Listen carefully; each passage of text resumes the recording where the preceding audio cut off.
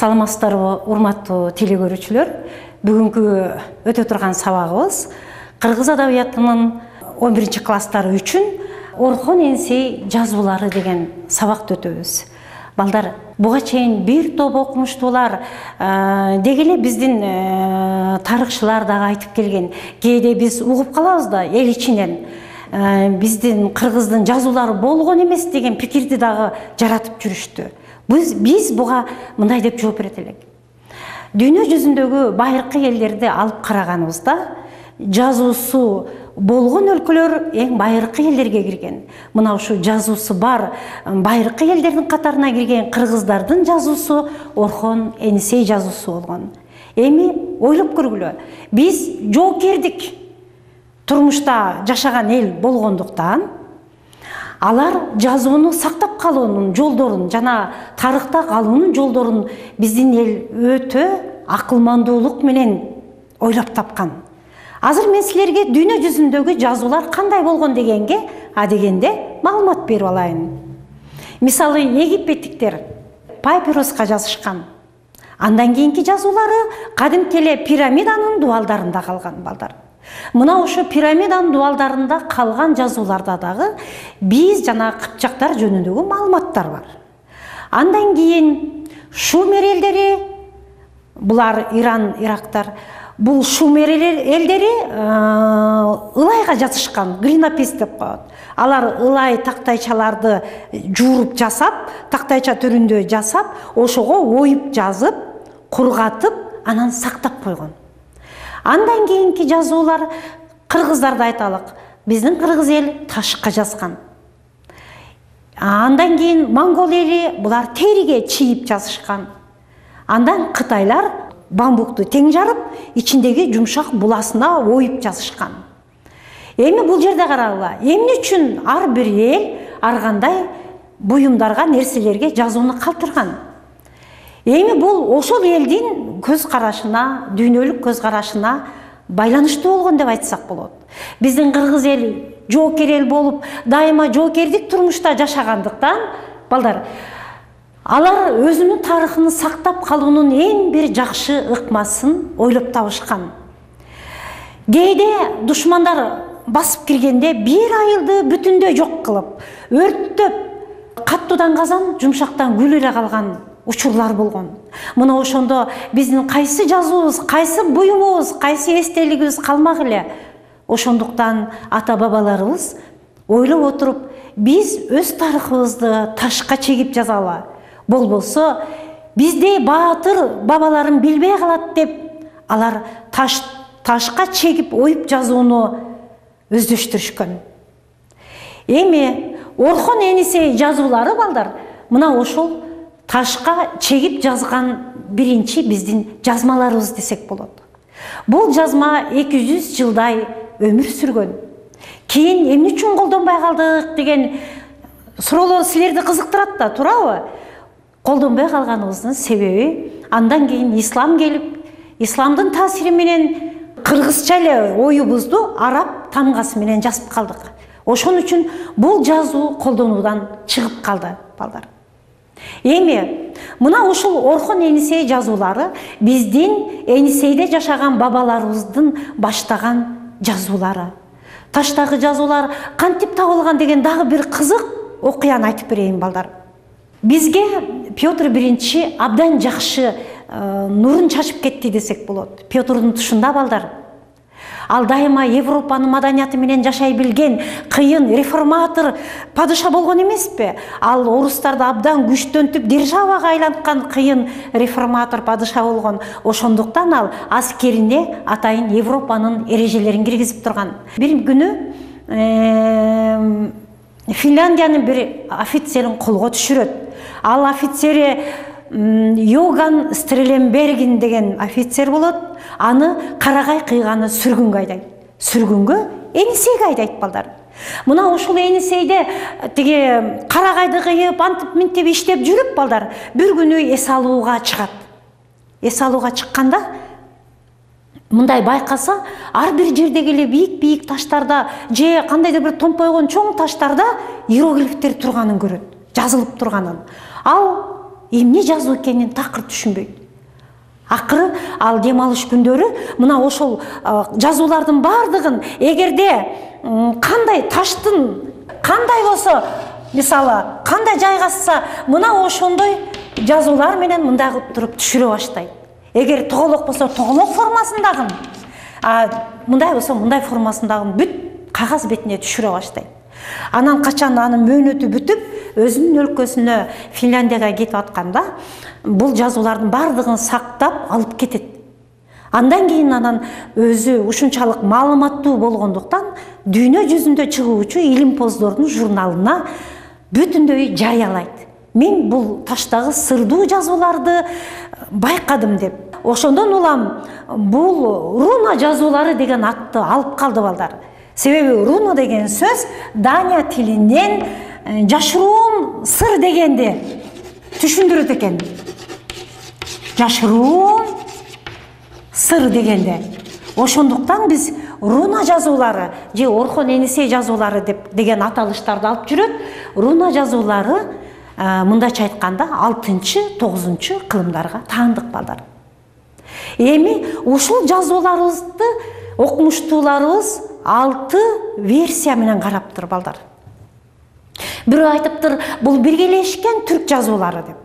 Ал эми бирөө айтыптыр, жок, бул кыпчактардын жазуусу деп. Бирөө айтыптыр, бул уйгурлардын жазуусу деп. Дагы бир версия айтыптыр, бул орток түрктөрдүн жазуусу деп.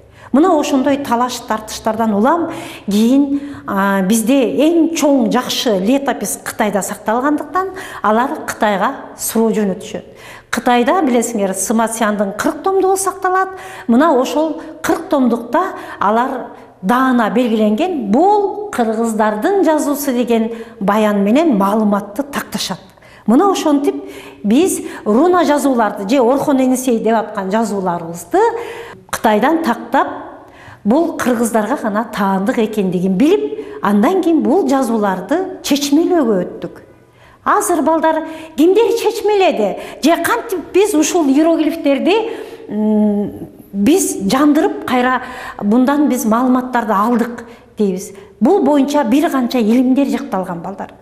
Биринчи эле биздин азыркы кезде көзү тирүү Абдыразаков деген окумуштуубуз бул жөнүндө илим жактаган. Мына ошонун илимине таянып карасак балдар, ушул эле жазууларды экиге бөлүп караган.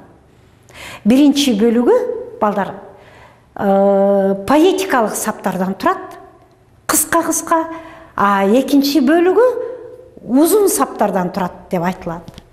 Поэтикалык саптар балдар кадимки эле биздин айтылып жүргөн азыркы дастандар, ал эми анын ичинен макал лакаптар бар. Ошол эле макал лакаптардын ичинен эр жигит эл четинде, жоо бетинде, ат өлгөн жерде жол бүтөт, ат аяган жөө калат деген ошол кездеги социалдык турмушка байланыштуу жакшынакай макалдар, бүгүнкү күнгө чейин жашап келаткан макалдардын түпкү жазуулары чыгат. Ал эми узун жазууларында балдар, узун жазууларында ошол учурдагы биздин баатырлар Илтерис каган, Билге каган, Култегин, Барсбек деген кагандар жөнүндөгү баяндар жазылган. Тарыхый баяндар, тарыхый маалыматтар жазылган. Мисалы, мындай деген бир жазуу бар: мен кыргыз элинин баатырымын, мен Онок элиненмин. Онок деген уруусу балдар. Онок элиненмин. Мен жөнүндөгү даңаза күн чыккандан күн батканга чейин айтылат. Менин 2 балам жоодо жүрөт. Мен ал балдарым келгичекти өлүп калам го. Балдарым, элиңерге кызмат кылгыла, падышаңарга баш ийгиле деген нуска керес сөзү жазылган, маалымат которулган. Ошол эле жерден Барсбек жөнүндөгү маалыматты да алып кароого болот. Барсбек жөнүндөгү маалыматта мындай деп айтылат: биз Умайенин тукумунанбыз. Биз кыргыз элинин баатырларынанбыз. Бизди дайыма Умайени колдойт. Мен Барсбек кыргыздардын каганымын деген маалыматтарды тактап жазылган. Эми балдар, Барсбекти өлтүргөн түндө тарыхта айтылат, Барсбектин сөөгү тагылбай калган деп. Эми ал абдан катуу айгышкан согуш болгондур, балким башы көзү буту бөлөк болуп калып таанылбай калгандыр, ким билет. Бирок 17 жылдан кийинки маалыматта Култегинге коюлган эстеликте, Култегиндики момундай узун эстелик болгон мүрзөсүнө, ошондо кыргыздардын баатыры, падышасы Барсбекти мен өлтүрдүм деп туруп жазылган жазуу чыккан. Көрдүңүздөрбү? Бул жерде бардык тарыхый инсандар жөнүндөгү маалыматтарды алууга болот. Эми дагы бир айтып кетүү керек.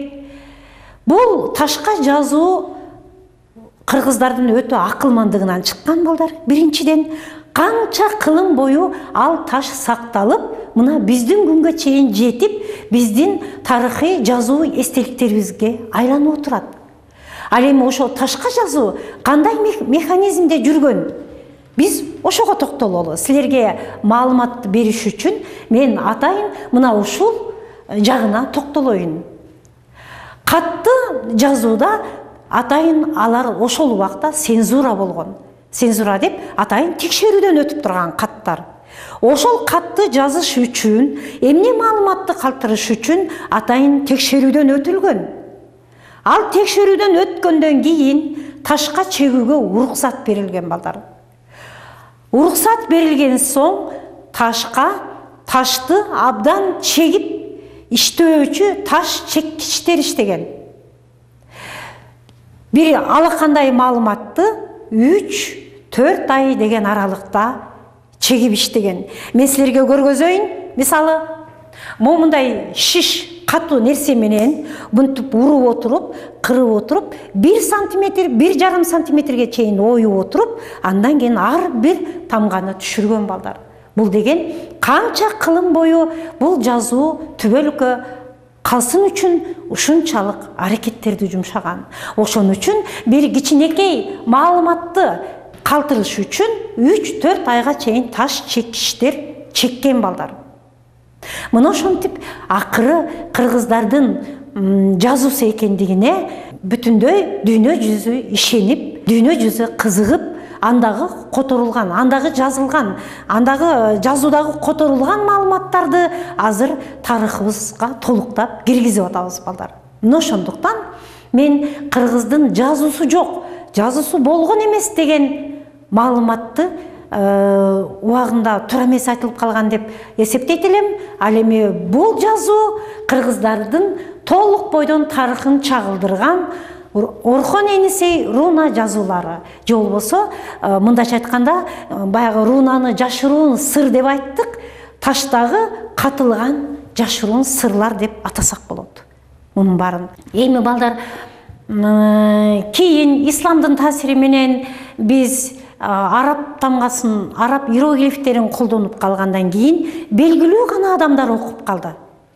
Байлар, бийлердин балдары, болуштардын балдары, колунда барлар барып жалдан окуп калды. Ошондуктан массалык эл жазуусу, массалык элге жазуу толук бойдон жат болбой, анан биздеки феноменалдык эске тутум, жаады маселеси өрчүп кетти. Ошондуктан биз канчалаган фольклордук чыгармаларды, канчалаган арман ырларды, кошокторду, дастандарды, жана жомокторду, макал лакаптарды жадыбызга сактап, кийинки жазууга өткөнгө чейин ушундай ооз-эки чыгармачылыгыбызды абдан өстүрүп, өнүктүрүп, жадыбызга сактап келдик.